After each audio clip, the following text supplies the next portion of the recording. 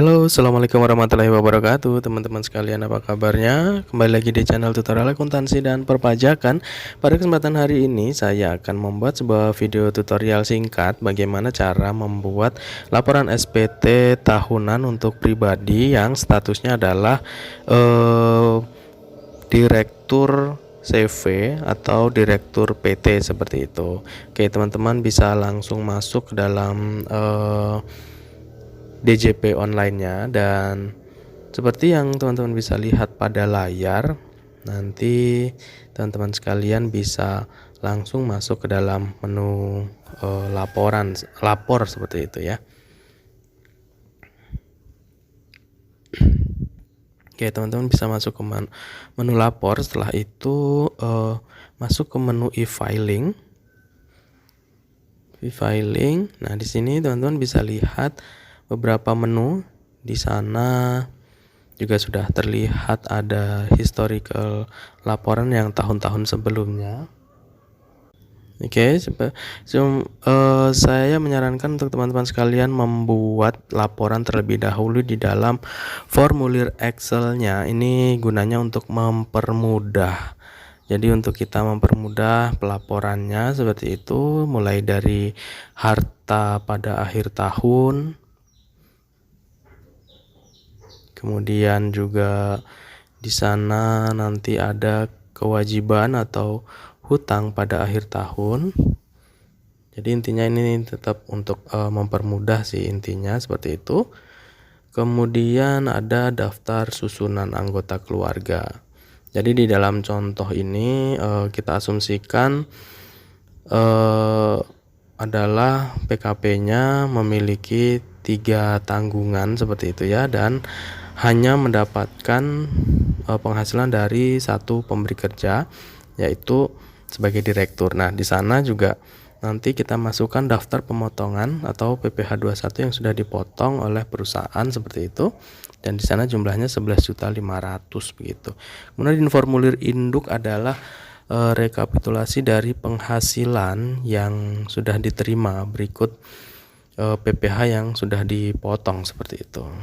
Nah, itu statusnya adalah K3, kawin dengan tanggungan 3 orang seperti itu. Oke, kita kembali lagi ke dalam DJP online-nya. Ya, teman-teman bisa langsung saja klik buat SPT. Di sana apakah Anda menjalankan usaha atau pekerjaan bebas? Tidak. Kemudian apakah Anda seorang suami atau istri yang menjalankan kewajiban perpajakan perpisah MT atau pisah harta? Di sana klik tidak. Apakah penghasilan bruto yang Anda peroleh selama setahun kurang dari 60 juta rupiah? Tidak. Nah, kemudian di sini ada 3 pilihan. Anda dapat menggunakan formulir 177S. Pilihlah formulir yang akan digunakan. Nah, di sini sebagai contoh kita memilih dengan bentuk formulir seperti itu. Kita klik saja. Kemudian selanjutnya SPT 1770S dengan formulir diklik saja seperti itu. Kemudian nanti kita akan diarahkan ke dalam halaman utama seperti ini. Di sini ada tahun pajak. Teman-teman bisa klik 2021 sebagai contoh, karena 2020-nya pasti sudah dilaporkan seperti itu ya. Status SPT-nya normal, selanjutnya klik selanjutnya seperti itu. Oke.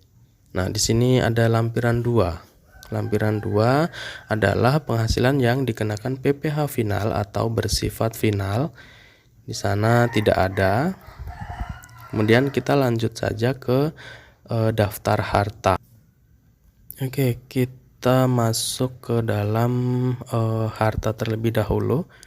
Harta kita tambahkan sesuai dengan harta yang kita miliki. Di sini ada kode harta, misalnya uang tunai. Kemudian nama harta tulis saja keterangannya uang tunai. Kemudian tahun perolehan 2021. Harga perolehannya misalnya 100 juta seperti itu.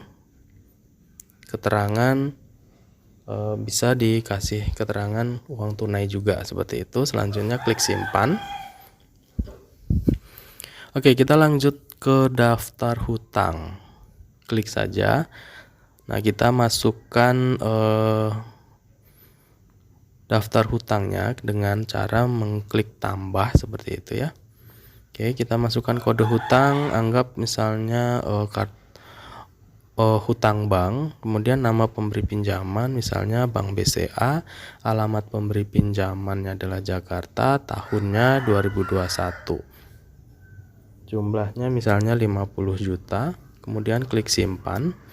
Nah, kita lanjut ke daftar susunan anggota keluarga.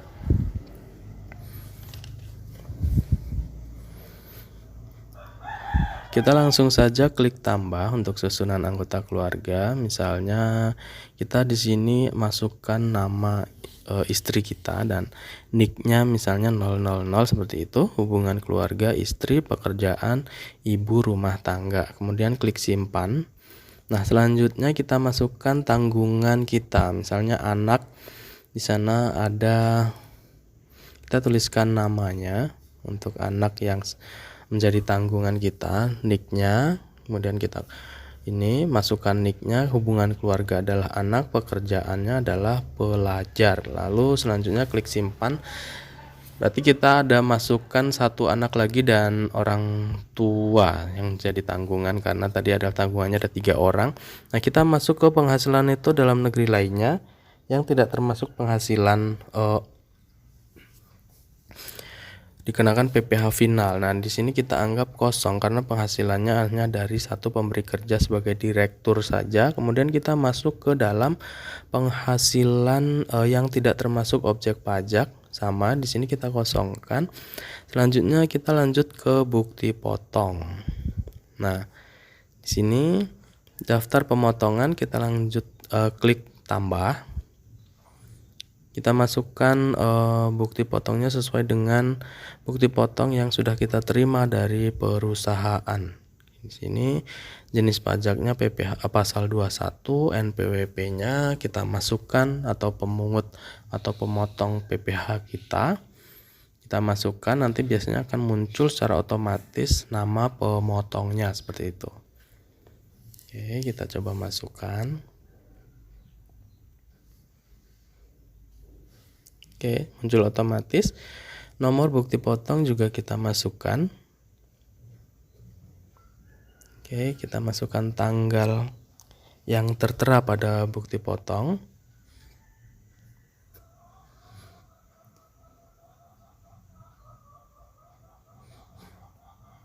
Misalnya tanggal 30 Januari. Oke, kemudian jumlah PPh yang dipotong atau dipungut. Kita masukkan angka yang dari bukti potongnya 11.500.000. Selanjutnya klik simpan.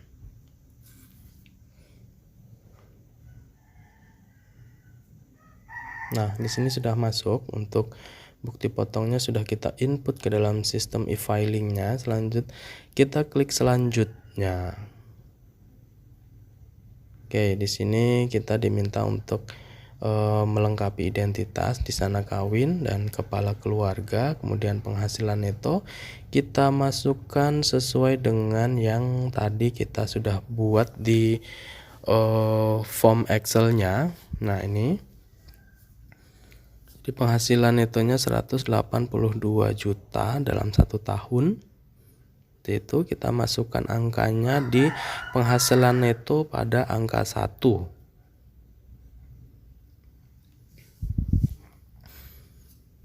Oke, selanjutnya kita ke dalam di sini sumbangan juga tidak ada. Kita lanjut ke formulir B-nya. Jadi ada penghasilan kena pajak.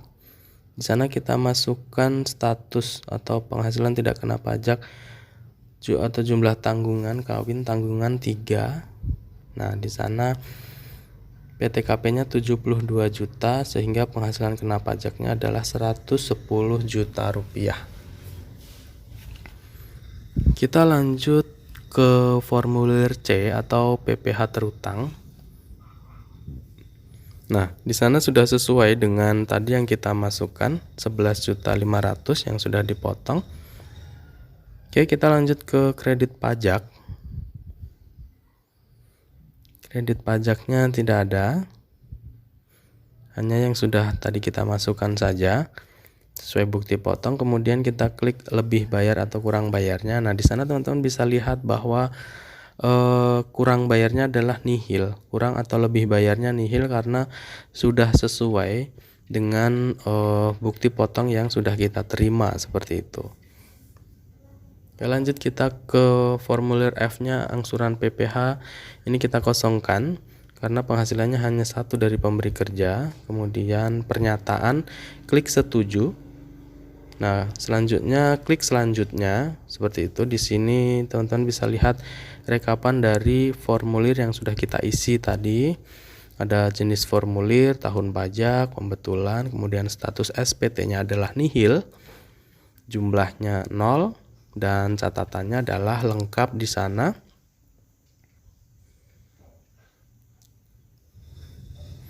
Oke, selanjutnya kita masuk ke ambil kode verifikasi. Klik di sini. Nah, di sana ada dua pilihan, email dan SMS. Kita klik emailnya. Oke, kebetulan di sini hanya sebagai contoh, jadi kita tidak klik OK. Maka kita batalkan saja, hanya sebagai contoh.